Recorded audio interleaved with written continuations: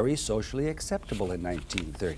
And let's see, this one is for valor, and I won't be able to get through all of them. Oops, Liberty Magazine, which brings a tear to Don Ross because he didn't make any money selling them either. He got greenie and brownie coupons and never got a prize. But the point is, as you go through, the dates sometimes do remain the same. People basically remain the same. Just the pictures change a little, and we sure hope that all of your pictures for 75 will be pretty and happy ones. Right? Right. You didn't ask me. Yeah, I was looking at you. You were looking at him.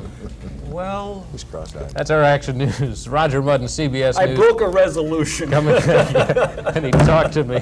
Coming up next, we'll have more action news for this New Year's Day at 11 o'clock. We'll see you then. Good night now. TV8 Action News is standing by for news breaks at any time. Next scheduled Action News at 11 on 8.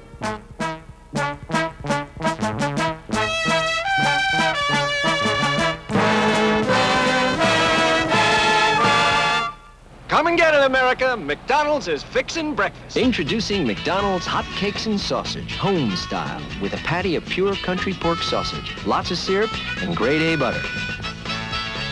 Or try a delicious Egg McMuffin or a Danish pastry. Your choice of 4 juices, all topped off with a hot cup of coffee. So come and get it, America. A quick, inexpensive breakfast at McDonald's. McDonald's is now open at 7 in the morning to serve you fresh hot cakes and sausage. At Lamb Chevrolet, we have the finest used cars in the world. That's because only the very famous people trade in their cars at Lamb. See that car? Little Red Riding Hood owned that car. And Old Mother Hubbard owned that one. Only has 3.5 miles on it, more or less. You'll find just about every make and model at Lamb Chevrolet, so come on out to 24th and National and look them over. See this truck? Well, crossing the Alps, Alexander the Great used this truck. Oh, come on!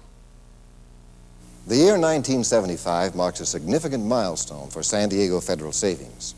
It's the 90th year for California's oldest savings and loan association with a federal charter. And for this special occasion, we have a 1975 calendar for you, a colorful 28-page planning calendar, free at all offices of San Diego Federal. Open your account now at San Diego Federal Savings and Loan Association. Safe since 1885. What is your name, please? My name is John Outer Space.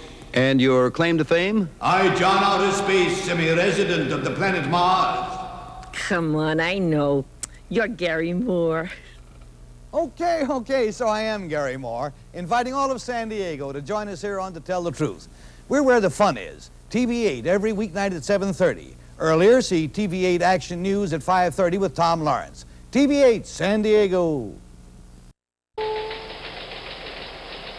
From CBS News headquarters in New York, this is the CBS Evening News with Roger Mudd substituting for vacationing Walter Cronkite, and Fred Graham in Washington, Bruce Morton in Washington, Phil Jones in Denver, Bruce Hall in Crescent, Oklahoma, Richard Threlkeld in Grand Canyon Village, Arizona, Ed Bradley in Perquimans County, North Carolina, and Charles Carrault on the road. Good evening. A federal district court jury in Washington this afternoon found 4 of the 5 Watergate cover-up defendants guilty. 3 of them once were among America's most powerful politicians. Fred Graham reports. After a 13-and-1/2-week trial and almost 3 days of jury deliberations, the jury suddenly returned with its verdict late this New Year's Day. Jury foreman John Hoffer passed the verdict sheets to the judge. A clerk ordered the 5 defendants to stand and face the bench, and he began to read the verdicts. John Mitchell, accused of conspiracy to obstruct justice, obstruction of justice, and 3 counts of perjury. Guilty on all counts. H.R. Haldeman, also accused of conspiracy, obstruction of justice, and 3 counts of perjury. Guilty on all counts. John Ehrlichman, accused of conspiracy, obstruction of justice, and 2 counts of perjury. Guilty on all counts. Robert Mardian, accused of 1 count of conspiracy to obstruct justice. Guilty. Kenneth Parkinson, an attorney retained to represent the Nixon Re-Election Committee, and the only defendant not officially associated with the Nixon administration, accused of conspiracy to obstruct justice and obstruction of justice, not guilty on both counts. Mitchell had been accused of planning the Watergate break-in and then using perjury, destruction of documents, and the payment of hush money in an effort to cover it up. Haldeman was accused of using the CIA to block the FBI's investigation of Watergate, of using the $350,000 White House fund as hush money, and of lying under oath. Ehrlichman was charged with helping to raise hush money, urging others to destroy evidence, helping block the FBI's investigation, and lying to the grand jury and the FBI. Mardian was accused only of conspiring in the early stages of the cover-up, of trying to get the Watergate burglars out of jail and encouraging witnesses to lie. Parkinson was accused of passing blackmail messages from the Watergate burglars to the White House. The jury apparently believed his explanation that he was only acting as a lawyer for a client. The courtroom audience gasped its appreciation when Parkinson's acquittal was announced, but Robert Mardian broke down in grief, and Mrs. Haldeman sat with eyes tightly closed. Mitchell, Ehrlichman, and Haldeman showed no emotion. The jurors returned to their hotel for the last time, but obeyed Judge John Sirica's order to say nothing to the press. Mitchell and Mardian slipped away, but Haldeman and Ehrlichman maintained their innocence. To make a very brief statement, simply to say that there's only one human being in the world who knows to an absolute moral certainty the truth of my innocence or guilt. I know that legally and morally I am totally innocent of each of the charges that's been brought here, and with that certainty I can live with myself, and I can move ahead now to see that as this process continues, the truth ultimately does become known and become understood. I have the full conviction that ultimately it will, and with that, I intend to move ahead in the days ahead on the process of appeal within the judicial system. And I don't think that this verdict was any surprise to any of us who have been in the process in this district as we have been for all these months.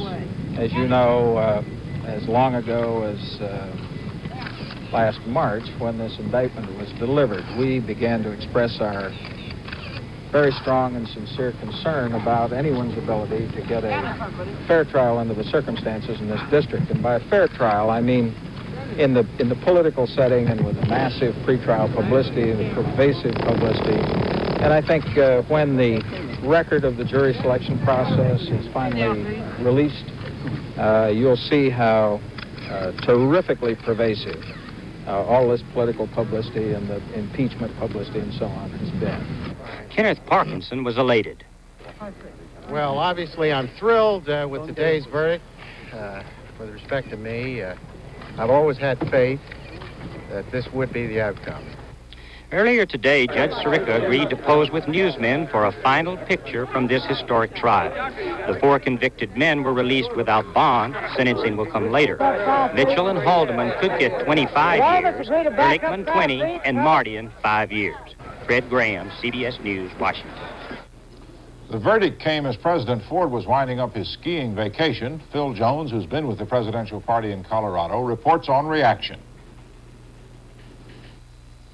One of the closest advisors to President Ford, who has asked not to be identified, has told CBS News that the verdict appears to be a careful one, that the jury has distinguished between the weak case against Kenneth Parkinson and the strong cases against the other defendants, and that the tapes were obviously devastating to the defense.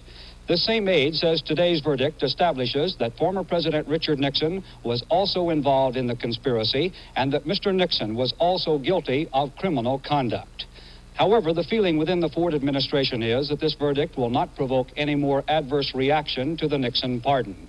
This presidential aide also feels that today's verdict dispels earlier criticism that the truth could never be ascertained as a result of the Nixon pardon. Asked if there was any chance the convicted Watergate defendants would receive a pardon, the aide said no. It has been the feeling since the Nixon pardon that others involved were not in the same category. Many of President Ford's advisors have argued from the beginning that Mr. Nixon's aides did not have to follow the former president in his cover-up conspiracy, and therefore they should not be entitled to any pardon. Also, under rules of presidential pardons, the convicted defendants would have to serve some of their sentence before they would be eligible for a pardon. The court decision today was summed up this way by President Ford's aide: it was a wholesome verdict for good government. Phil Jones, CBS News, Denver. A switchboard operator at the Nixon home in San Clemente said the former president would have no immediate comment on the verdict, but would have something to say tomorrow. CBS News will have a special half-hour broadcast on the Watergate verdicts tonight at 11:30 Eastern Standard Time.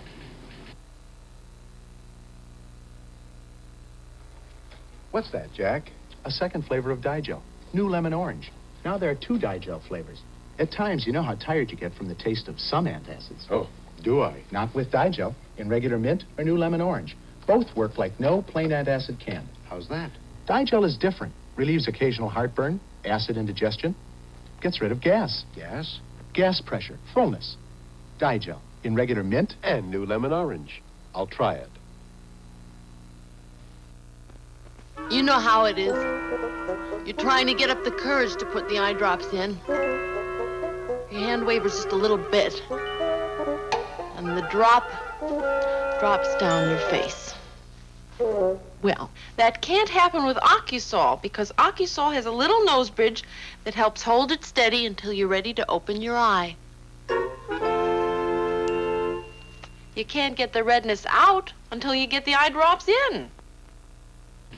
Supreme Court Justice William O. Douglas has been hospitalized after suffering an apparent stroke. Bruce Morton has the details. Justice Douglas suffered the stroke yesterday evening, New Year's Eve, while vacationing in Nassau. President Ford first ordered a plane to fly Douglas's doctor there, then a medical plane to bring the justice here. His wife traveled with him. She's been here at Walter Reed today. The medical statement, though, it said Douglas suffered an apparent cerebral vascular accident, which in plain English means an apparent stroke. It said Douglas is resting comfortably in an intensive care unit and is alert. Although his condition is officially categorized as serious, the statement said, his vital signs are stable. Justice Douglas is 76. He's served on the court for 35 years, longer than anybody else in history. For the last 6 years, he's lived with an electronic pacemaker inside his chest. It was put there to regulate his heartbeat, which had been abnormally slow. Douglas is famous for liberal opinions in the court and outside it for outspoken views on everything from conservation to foreign policy. He's an avid outdoorsman, and outdoor living is still very much a part of his life. Douglas's life and his opinions have startled a lot of people over the years, but his nonconformity never bothered the justice. Douglas said a few years ago, "My faith is that the only soul a man has to save is his own." Bruce Morton, CBS News at Walter Reed Army Medical Center.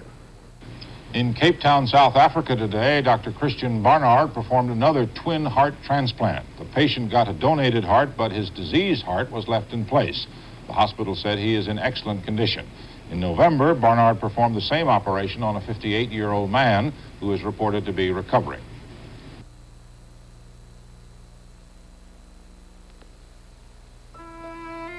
The regeneration of life. How does nature do it? It's simple. Nothing is ever wasted. Everything is used to continue nature's life cycle. Only when the cycle is broken does waste begin. Reynolds Aluminum is concerned about waste. We often carelessly discard things that should be recycled. All it takes is a little effort from each of us. These aluminum cans can be used again, regenerated, saving energy and material. In fact, recycling takes only 5% of the energy it took to make the aluminum from virgin ore.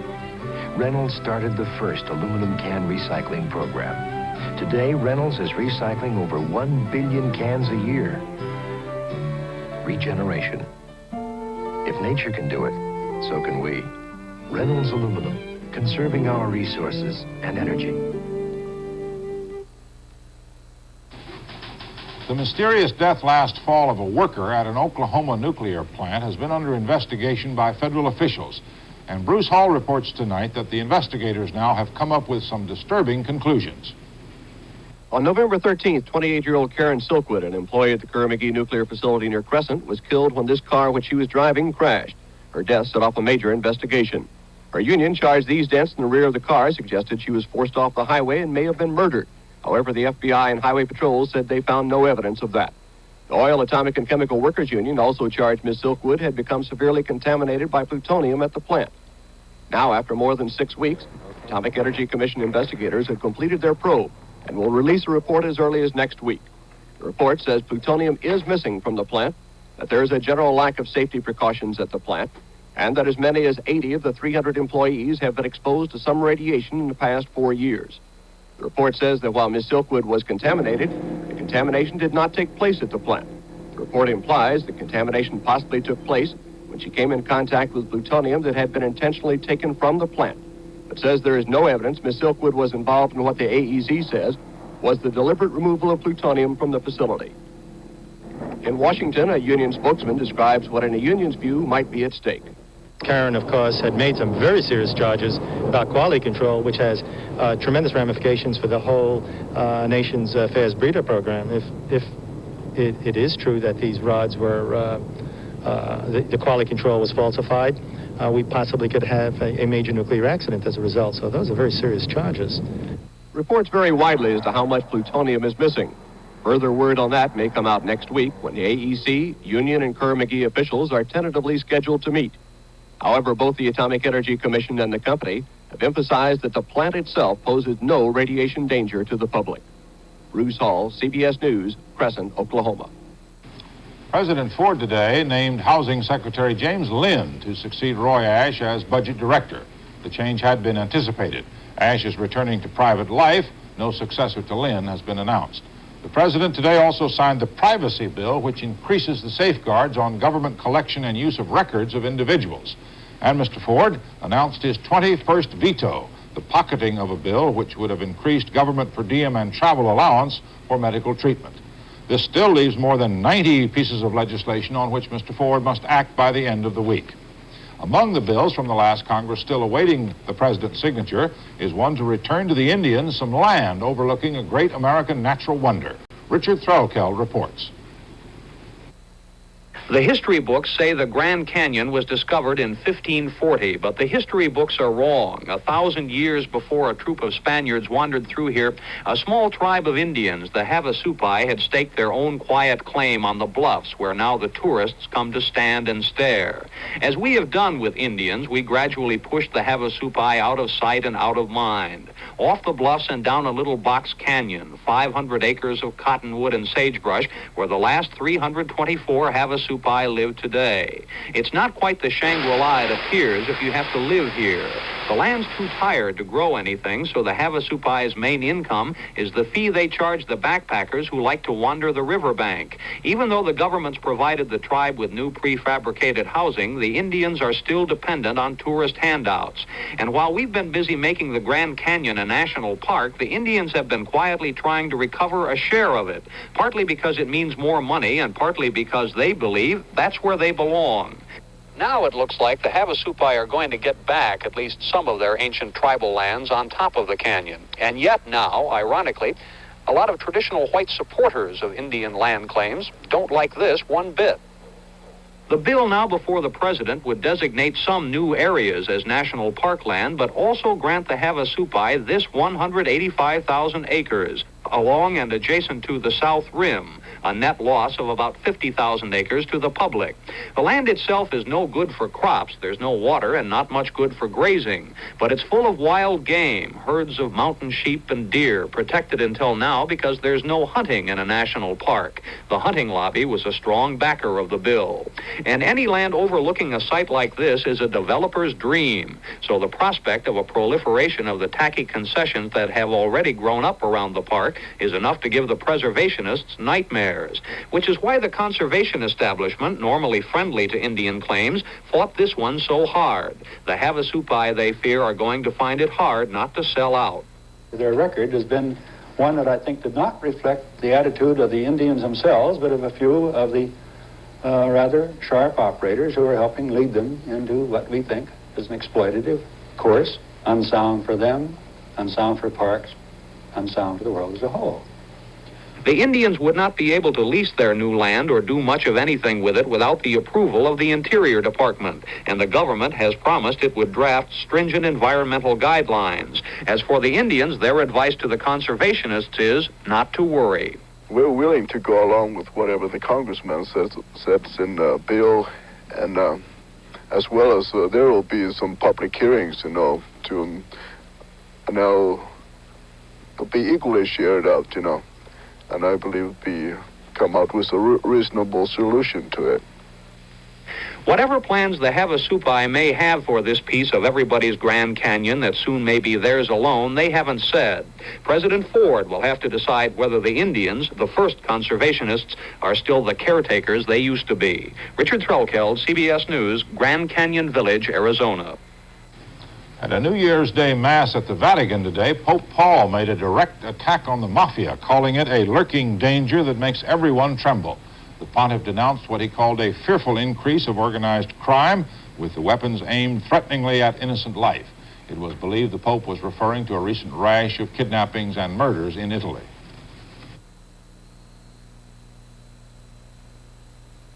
I teach college, and some days I really get a headache. I used to feel that every pain reliever was just like every other one, until I took Anacin. Right, Mrs. Loftus. While all three leading pain relievers reach an effective level in your bloodstream in minutes, in the final analysis, only one of them hits and holds the highest level, Anacin. This difference is the extra pain reliever Anacin provides when you have a headache. I found Anacin works well, and it doesn't upset my stomach. Anacin for a higher level of pain reliever. Thousands of angry Egyptian students and workers rioted in Cairo today, protesting low wages and rising prices. Riot police tried to disperse the demonstrators with tear gas, but the protest continued for 4 hours as rioters smashed store windows and overturned buses. Police said 48 persons were arrested. Communist forces have captured the last South Vietnamese military base in Phuoc Long province and now threaten the northern approaches to Saigon. Only the provincial capital of Phuoc Binh remains under government control, and the area commander said he is pessimistic about holding on to it. The British government today bailed out the country's second largest oil company, Burma Oil, with a $775 million loan. In return, the government gets to take over 51% of the company's North Sea oil operations, which are expected to provide almost a third of Britain's current oil needs. Also in London today, Queen Elizabeth awarded knighthoods to 4 men, 85-year-old movie great Charlie Chaplin, novelist P.G. Wodehouse, Roger Bannister, the first to run a 4-minute mile, and West Indian cricket star Gary Sobers. Chaplin reportedly had rejected previous offers of knighthood, but his son-in-law said the ailing entertainer is now very happy to receive it. Around Hertford, North Carolina today, the talk was about hometowner Jim Catfish Hunter, who flew up to the Big Apple last night, signed some papers, and came home with a reported $3,750,000. In return, all he has to do is throw baseballs for the New York Yankees. Ed Bradley reports. New Year's Eve was a banner day for Catfish Hunter, not the happiest of his life, mind you. That was in the World Series, but a close second. The contract he signed with the Yankees is probably the biggest given to any player in a team sport. Was the prime consideration, aside from money, in deciding to go with the Yankees? Well, I think to be a Yankee is a thrill in everybody's heart and mind to be a ball player and play for the Yankees, and that's what I wanted to do. And I always wanted to be here in New York and play. And plus, they got regular grass. They haven't got AstroTurf. Plus, they got a new stadium coming up, which the old stadium, you know, just to get in that was such a thrill that when you walked in there, it felt like cold shivers ran all over you. So it's just great to be in New York with the Yankees. I'm looking for a right-hand pitcher. In Hunter, we have the winner of the 1974 Cy Young Award. I don't think we can do better than that. Congratulations. What does a guy do to celebrate such an event? Back home in Hertford, North Carolina, there were no welcome home parades in this small town. In fact, you could stand on the main street and count the number of people who passed. But it's not because Jimmy, as they call him here, is not well liked. Down in this part of the woods, most of the men are out hunting deer. And somewhere out there, knee-deep in a swamp, is Jim Catfish Hunter, new millionaire. With their packs of dogs and two-way radios, the hunters stake out the woods, trying to flush out the deer. Down here, Catfish is just one of the boys, as he's been all of his life. His brother, Pete Hunter. I was talking to my mother-in-law last night about it, signing and all, and I said it. She said, how does it feel to have a millionaire in the family? And I said, I never would know that he is a millionaire knowing him, you know. She said, well, that's good. You don't think it'll change him? No, I certainly know that it hadn't changed him today, and if it was me, I think I'd be jumping up and down. I'd forget hunting. What do you do the day after you've signed a contract for almost $4 million? Well, if it's the last day of the deer hunting season and you happen to be Catfish Hunter, obviously you take out your dogs and hunt those deer, and maybe spend the next few days hunting your dogs. Ed Bradley, Chinkapin Road, Perquimans County, North Carolina. Jack Benny, who kidded himself for being a tightwad, has left his treasured Stradivarius violin to the Los Angeles Philharmonic. The bulk of his fortune, estimated in the millions of dollars, will go to his family. His widow, Mary Livingston, is to receive $100,000 plus an income of $10,000 a month.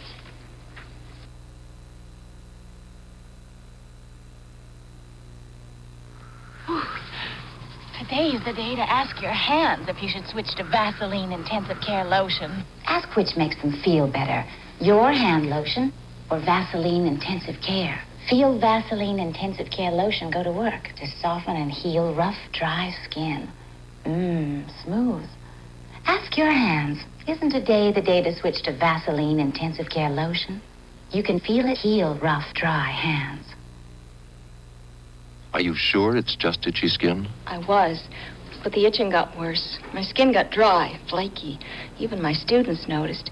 And then I thought, is it psoriasis? I checked. It was. So I got Tegrin cream.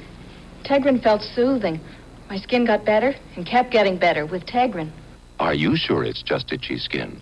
It may be psoriasis, so to relieve itching and flaking, get Tegrin medicated cream and feel good about your skin again.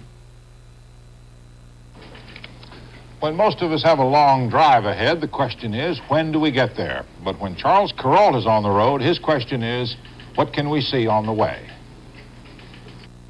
Driving around in California, we're beginning to feel a little self-conscious. The problem is the license plate. Illinois 22053 is all right, back in Illinois. Out here, frankly, it's dull, dull, dull. See, in California and Nevada and neighboring states, by paying a little extra, you can use your license plate to express yourself. No matter whether your name is Leroy or Queena or Womble or Shaky or Johann Sebastian Bach. Oh, I know this goes on elsewhere. On our way west, we've met Pogo from Tennessee and Polly from Nebraska and Tuck from Wyoming. But here, license plates are funky, partner. Real wowzers. See, the car culture's attitude is, maybe it's just a heap, but it's my car. My Olds. And if all I have is a tomato red Volkswagen, at least it's my tomato. And everybody knows the piston engine goes boing, boing, boing, but the Mazda goes You get a lot of upbeat advice out here. Drive safe, smile, dash it, mail it, be best, go forth to glory. Oh, and pride of place, too. A Kentucky colonel from Texas wishes to brag about it, no less than a West Texan from California. Where do you hail from? Fort Wayne? Miami? Lake Tahoe? Or someplace really far out? License plates are the new index of race, creed, and national origin. This car belongs to you, does it? Yes, it's my car. And where do you come from? I come from Westminster, England. This is your car, I suppose. Right. Oh, it's a nice car. Thank you. Where do you come from? Berlin, Germany. Oh, yes, we've met Dodie, that's Dodie, and Maxine, that's Maxine. We met Daisy and Steiny and Jenny and Margie and Susie and Bob, though we didn't catch Bob's last name. We have found that license plates cut across the whole spectrum of human personality. The vamp, the rogue, the mogul, the bigot. And of human endeavor. I plan, I purr, I strip, I bike. You'd expect that anybody who would write "In Cod We Trust" on his fish delivery truck would have a fishy license plate as well, and that a banjo player couldn't help advertising his specialty. But this thing has spread to the doctors, the lawyers, the models, the madams, the sailors, and the Shriners, and the Shriners' wives. Even the income tax men, W-2. Even the dog breeders, woof. Even the gamblers. One day in Reno, we hit a royal straight flush, 10 Jack, Queen, King, Ace, and Joker. We knew this thing was beginning to get to us when we started imagining dialogues. Whee you. Hi there, sweetie. Hop in. I got a little cash. We'll have a high time. No, no, Tiger. Buzz. All right, be muley. Well, you get the idea. Probably time to take our Illinois 22053 and get out of here. Charles Kuralt, CBS News, on the road. That's the news this Wednesday night. I'm Roger Mudd, CBS News. Good night.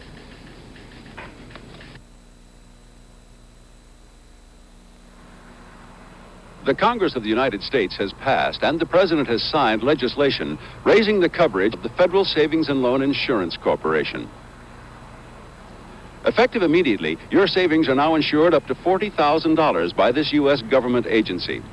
When you see this new emblem at your savings and loan, remember it still means no one has ever lost a penny in an insured savings account.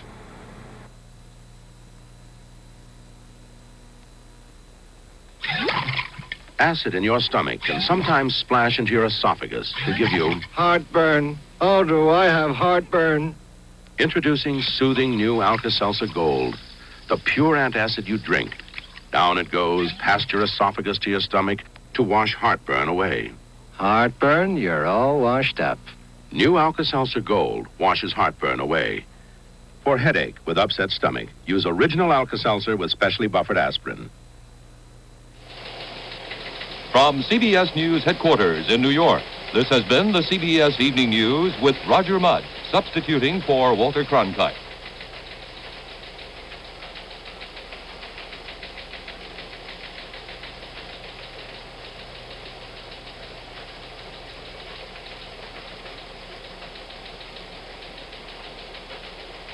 Gordon Liddy talks distant. A major impact of 1974 should have been to make it obvious to elected officials the necessity to give proper priority to the interests of those they represent. As we take a breather and look to 75, there's some glimmer of hope on the horizon. But it will take continued public pressure and pulling together to give it life. It's a brand new year, 1975, fresh and unsullied. KABC TV sincerely hopes it will be a happy one for you. I'm Gene Webster. Channel 7, KABC TV, Los Angeles. Good evening. I'm Howard K. Smith in Washington. Harry Reasoner's on vacation. These are tonight's headlines. The Watergate cover-up trial jury convicts John Mitchell, H.R. Haldeman, John Ehrlichman, and Robert Mardian. The jury acquits Kenneth Parkinson, the fifth defendant. Supreme Court Justice William Douglas suffers a stroke and is under intensive care at the Walter Reed Army Hospital. And tonight, a comment on the fallen leaders of government during 1974. The jury on the Watergate cover-up trial delivered its verdict today after 15 hours of deliberation over a 3-day period. 4 of the defendants, John Mitchell, H.R. Haldeman, John Ehrlichman, and Robert Mardian, guilty on all counts.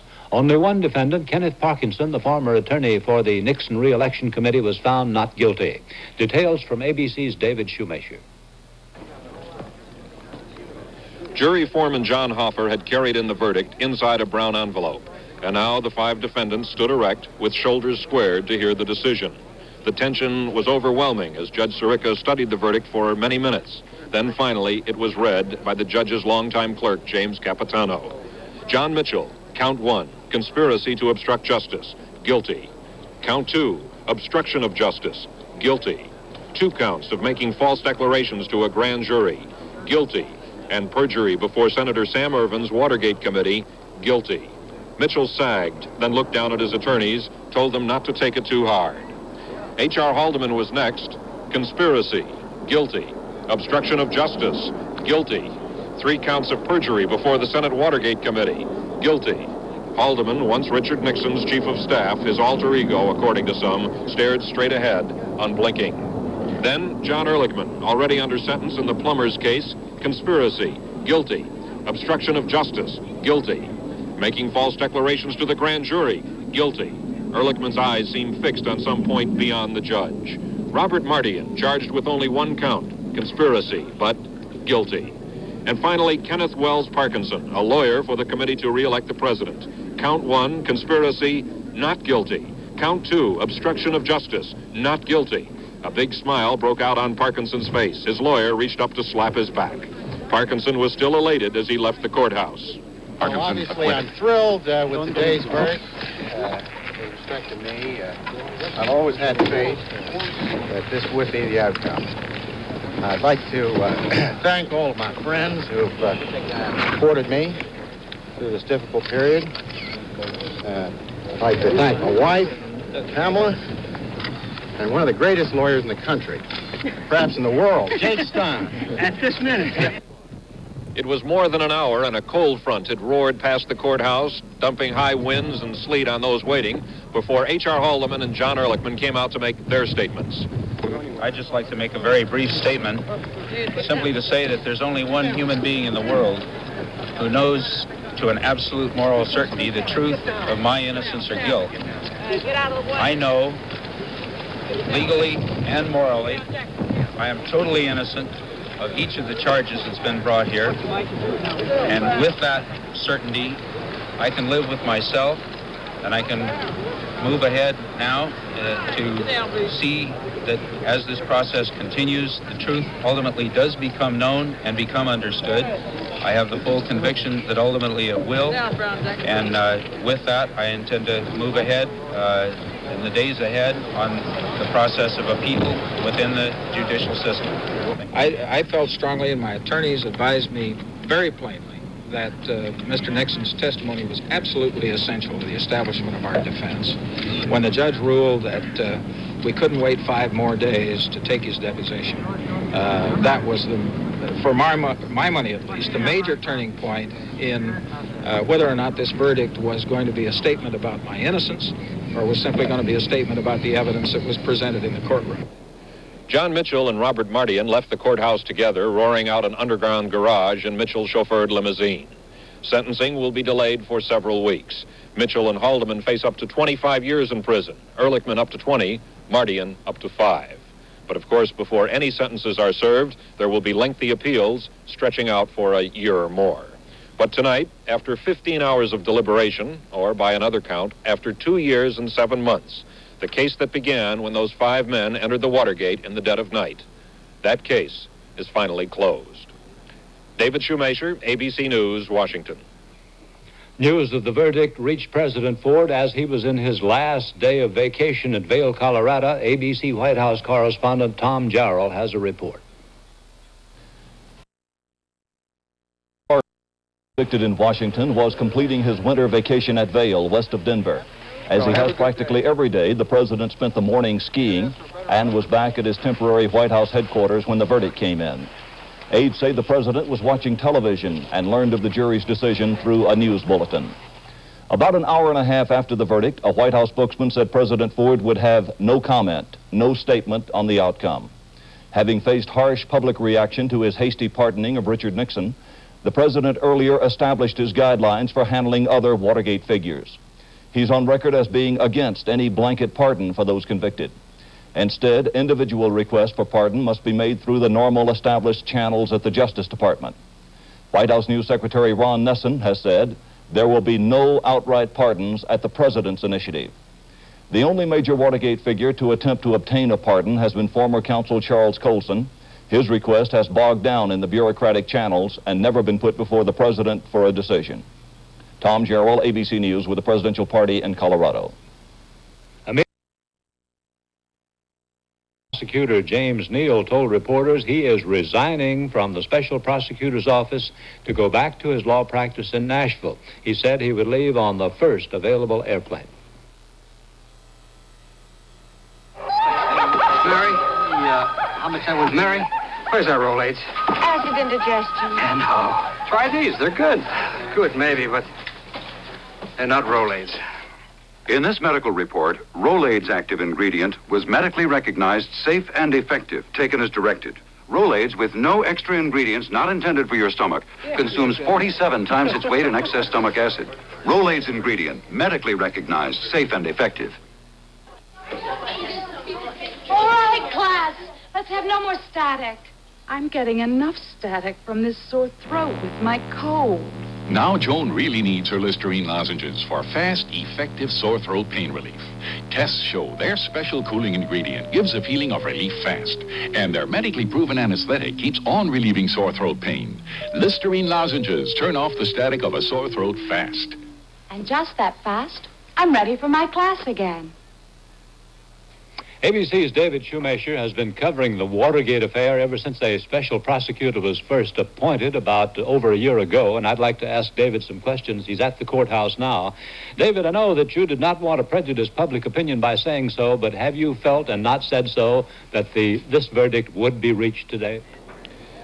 Yes, Howard, I would say that certainly I was not surprised. I don't think anyone in the courtroom was really surprised. Certainly all of the defendants have said quite frankly, although privately to me along the way, that they expected guilty verdicts. Only Robert Mardian, who always seemed outraged at the very idea he was in the courtroom, and Kenneth Parkinson, who seemed to be quite sad that he was there. Those were the only two men who maintained their innocence and predicted that there would be an innocence verdict all along. David, it took the Teapot Dome scandal 7 years to get through all its litigation in the 1920s. Now, within 2 years of the president admitting there was a problem, President Nixon, we have this climactic event. What else lies ahead in the legal field? Are there other trials to go through aside from the appeals? Well, there are several trials, and we would expect that grand juries will shortly be returning verdicts. We can't predict, we'll be returning indictments. We can't predict with any certainty, but we know that several investigations are still underway in the Special Prosecutor's Office. One is the investigation of Maurice Stans, who was the chairman of the Finance Committee to re-elect the president, the man who collected so much of the money for the committee to re-elect the president's operations. There is still the investigation underway into the affairs of Charles B.B. Rebozo, Richard Nixon's longtime friend, and that, of course, could have terrible ramifications for Richard Nixon. And then finally, there is the trial already scheduled in March of John Connally, the former Secretary of the Treasury. David, the unique thing about this Watergate thing, one of the unique things was that a president taped his intimate conversations dealing with a crime.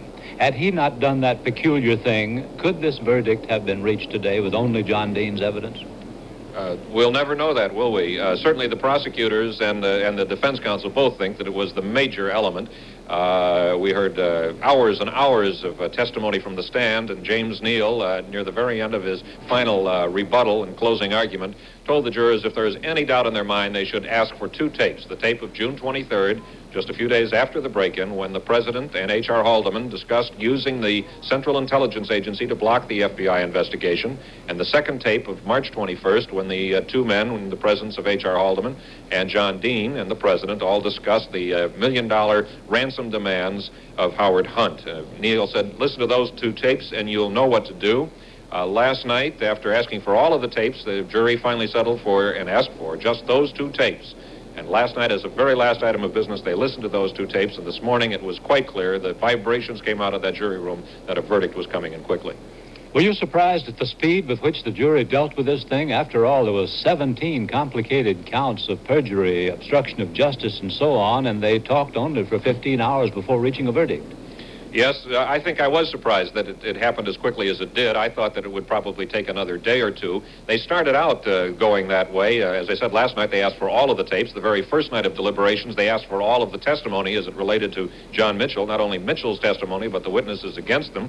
And they were going at it the very long and thorough way. Excuse me, but they were turned down by Judge Sirica, who in effect threw them back on their own resources, their own recollections. And when the jury realized that it wasn't going to be able to review and retry the entire case, I guess that made them come up with some very quick decisions. The unity on this jury is something. Of course, the defense counsel always hopes to provoke an argument, a hung jury, to make one man angry and hold out one woman. But this jury had always stayed together very well, and with John Hoffer, the ex-policeman, as the foreman, they obviously ran a very tight ship. And they were under a lot of pressure, too, that the judge had put on them. We've talked about that in the past. They were cut off from television, newspapers, even phone calls from their families, which made them have nothing much else to do but think about this verdict.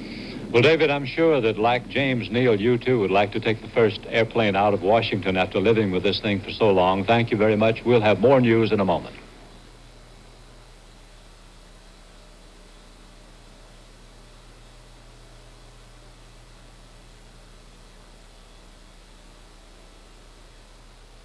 I believe in Excedrin because I've tried both regular aspirin and Excedrin for headache.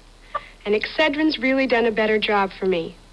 In fact, Excedrin did a better job in a research study at a big city hospital among hundreds of people with pain other than headache. In this research, the doctors reported Excedrin was significantly more effective than the regular aspirin tablet. Try Excedrin, the extra-strength pain reliever. I think you'll believe it's better, too.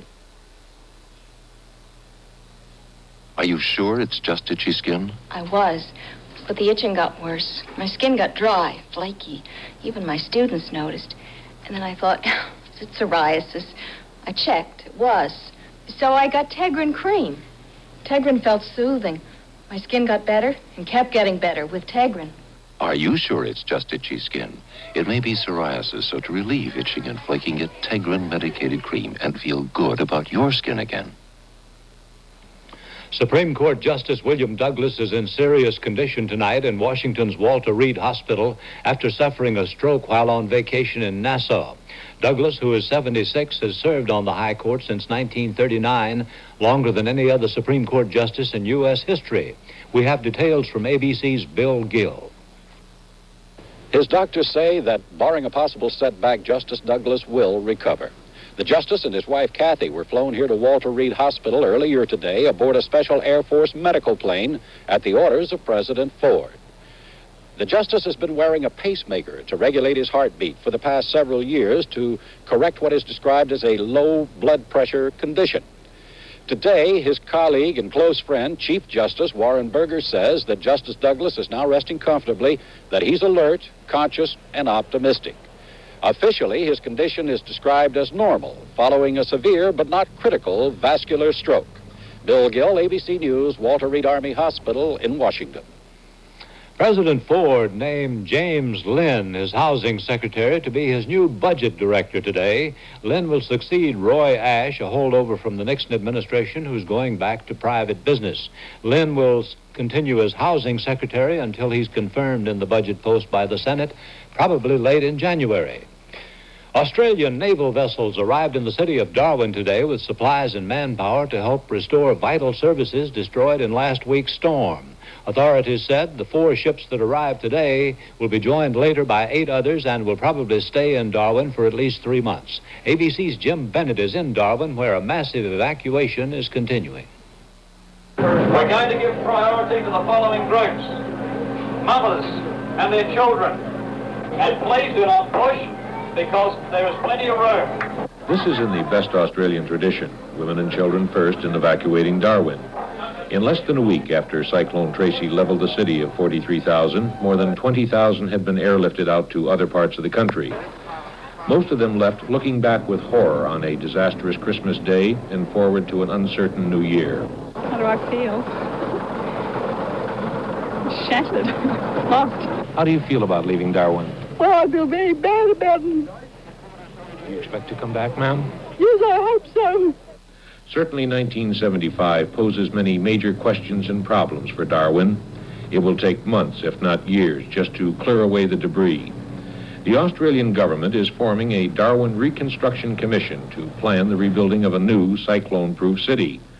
But the question in many minds is whether it is worth it. I can't imagine ever living here again. Well, we won't stay indefinitely, but we'll stay to see it sort of rebuilt to a certain extent so we can sort of help. Somebody's got to help. If everybody just tears off, well, there's nothing left at all. There's nothing worth working for. Essential services such as water and electricity are slowly being restored on a makeshift basis. The main pipeline is now the favorite watering hole for those who have stayed behind. These hardships seem to have brought the remaining Darwinians together in an appeal to their adventuresome nature. How do you feel about Darwin now? Oh, well, I'm quite prepared to come back again, or we're going to stay until they force us to go out. But everything's fine. We're all happy and bright now. Your plans are to remain in Australia for the rest of your life? In Darwin, I hope. The tragedy of Darwin will not soon be forgotten by the Australians. It's extremely unlikely that it will ever grow again to its former size. What probably will rise from this rubble is a city of 10,000 or so, designed to withstand natural disasters like Cyclone Tracy. Jim Bennett, ABC News in Darwin. In Japan today, a bus carrying holiday skiers went off a mountain road about 100 miles north of Tokyo, plunged into a lake where it floated for a while, then sank. 36 passengers and the driver escaped, but 23 others were drowned. Fort Lauderdale police early this morning used an armored anti-riot vehicle to disperse some 1,500 New Year's celebrants who began pelting the police with rocks and beer cans. 42 people were arrested. It was the 3rd consecutive New Year's clash in Fort Lauderdale. If inflation and recession have gotten you down and you're thinking of a quick trip to Florida to get away from it all, you won't be alone by any means. ABC's Charles Murphy tells why. At Jewfish Creek in the Florida Keys, cars, campers, and trailers backed up for miles. Northerners are scrambling south in droves to get some of that Florida sunshine and some sand in their shoes. Recession or no recession.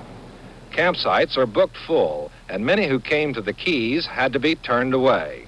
Did he have some space? No, he didn't. He said probably no place there. Have to go back north. He's got maybe one spot, and if not, I think we'll be heading back.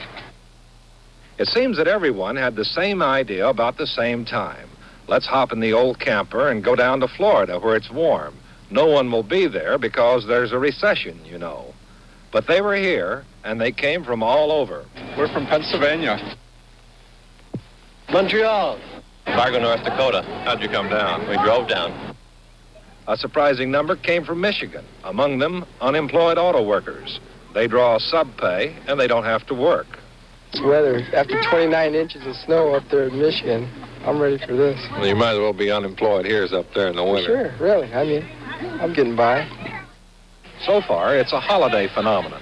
Bookings drop off sharply after the end of the year.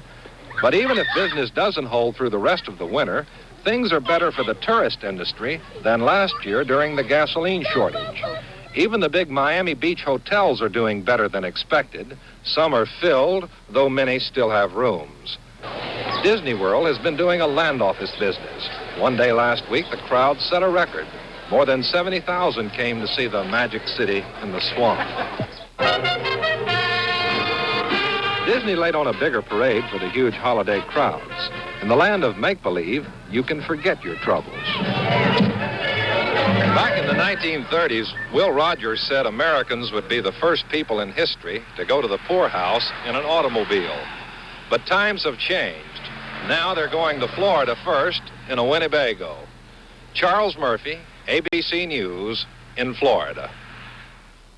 Boston's school superintendent today postponed the reopening of racially troubled South Boston High School from tomorrow until next Monday because, he said, of secret information he's got up from the police about potential violence. Superintendent William Leary said he will ask the courts to determine whether the school should be permanently closed.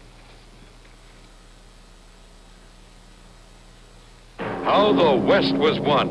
An unforgettable motion picture with an outstanding cast of stars.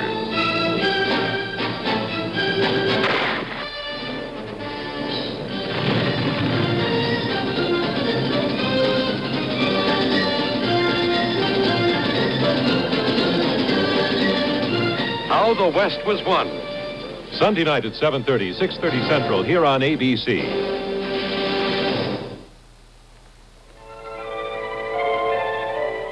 The North American beaver. Hunted to near extinction in the early 1600s, the lure of its lustrous fur stimulated the exploration of North America. The beaver faces yet another struggle for survival in the sub-zero temperatures of northern Saskatchewan.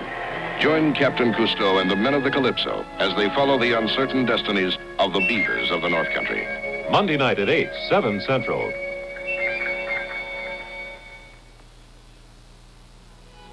How do you wake up America? With Bill Butel, Stephanie Edwards, and Peter Jennings. With news and commentators, information and entertainment. How do you wake up America? AM America, that fresh new morning show from ABC, starts January 6th at 7 a.m. Catch the action on ABC 75. When you need help, you call the police. When the police need help, they call SWAT. A Miami-based task force fights crime in the posh resorts and remote islands of the Caribbean.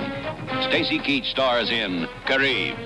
Robert Blake is Tony Beretta, a cop you'll never spot till you need him. Beretta. SWAT. Caribe. Beretta. The action on ABC 75. Jim Catfish Hunter celebrated his acquisition of the fattest baseball contract in history by going deer hunting today near his home in Hertford, North Carolina. Last night, the 28-year-old pitcher was signed by the New York Yankees, ending his status as a free agent. His 5-year contract will earn him $740,000 a year. Queen Elizabeth's New Year's Day honors list cited some famous and some obscure individuals today. Among those knighted were actor Charlie Chaplin, novelist P.G. Wodehouse, and Roger Bannister, the first man to run the 4-minute mile. Also honored was Robert Brown, manager of the Europa Hotel in Belfast, which has been bombed repeatedly by the Irish Republican Army. The New Year in London was celebrated in traditional and in new ways. ABC's Hilary Brown attended a celebration where the attraction was music of nearly half a century ago. Here's a number from the vintage years past, and it's called Nagasaki.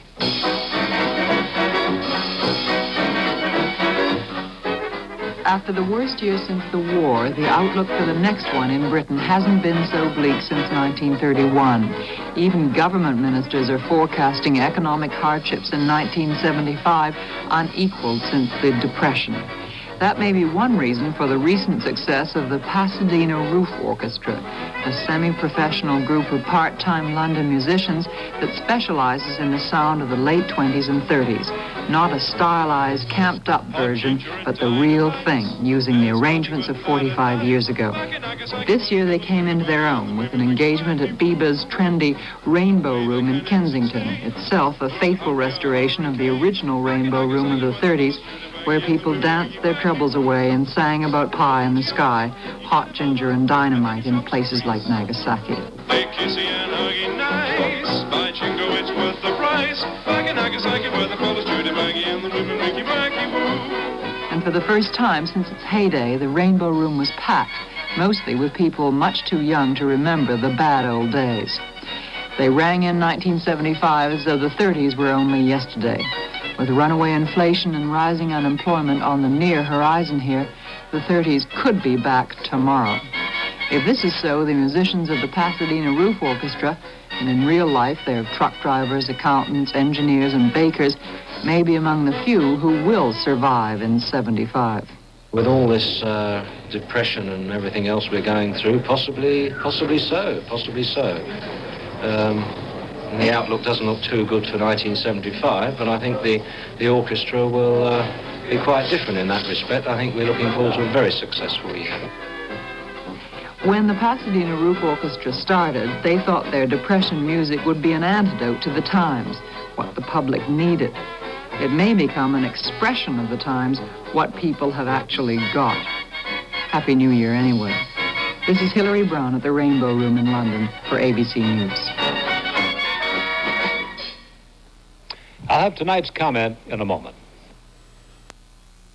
Electric shaving is fast and easy, except when you want a really close shave. Because to get a really close shave, you have to go over and over your skin. To help end this situation, there's Williams' Electric Shave.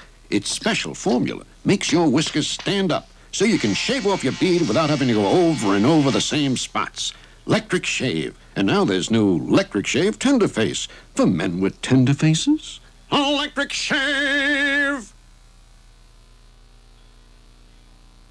I know it's a big job getting settled in a new place, honey.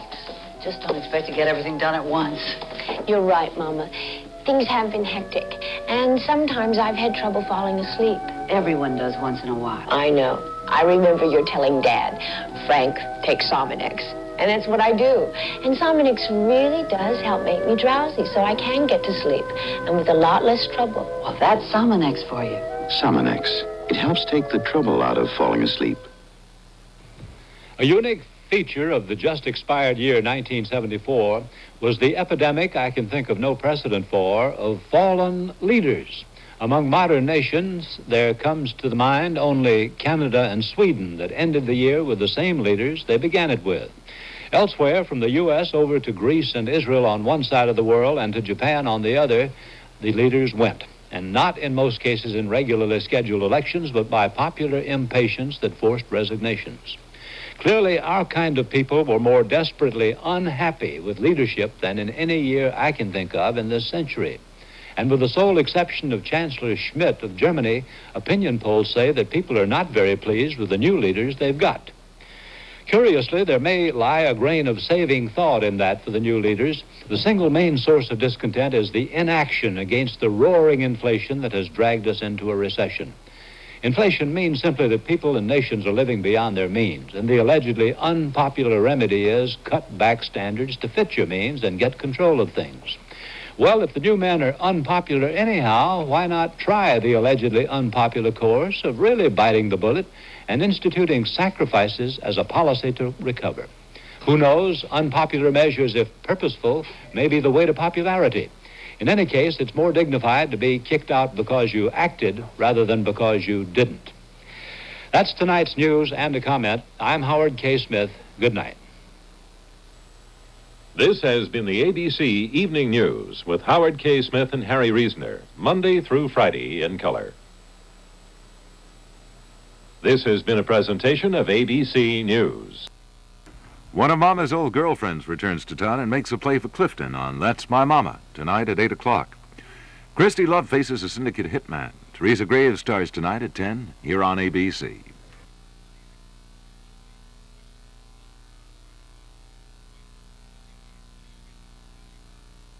You know what's coming up now? Your favorite game show. But I'm not going to play games with you at all. I'm just going to tell you that 3 8-ounce glasses of milk a day provide you with over half your recommended daily allowance of protein, which is a good reason to run out to the kitchen and pour yourself one of those glasses of milk right now. So go do it. That way, by the time you get back, you'll already be ahead of the game. Photomat wants to show you some pictures you never saw before. Pictures most film developers don't give back. Maybe you overexpose them or underexpose them, but that doesn't make them any less precious to you. So Photomat has a no-fault photo plan. We print every printable picture. And if you don't like them, we'll reprint them or refund your money, no matter whose fault it is. Because at Photomat, your photo matters. I'm Pop. He's Pop. He's Paco. We hope that will please you. Pop and Paco. Pop or Taco, 29 cents. Drive through. See the Watergate decision at 11. These people, dressed as they are, come from all over the United States to make deals. Here in the marketplace of America, let's make a deal. And now, here's America's top trader, TV's big dealer, Monty Hall.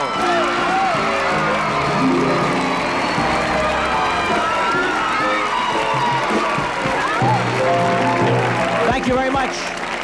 Thank you and welcome. My. Stop that.